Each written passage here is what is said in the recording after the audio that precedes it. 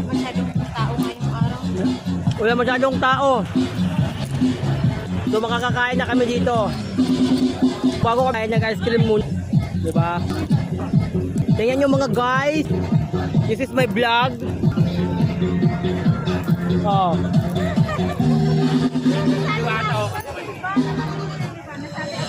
Oh.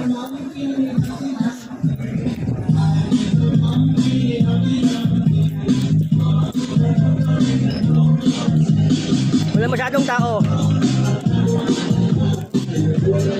Pag 3 beses ko na dito, ngayon pa ako makakain.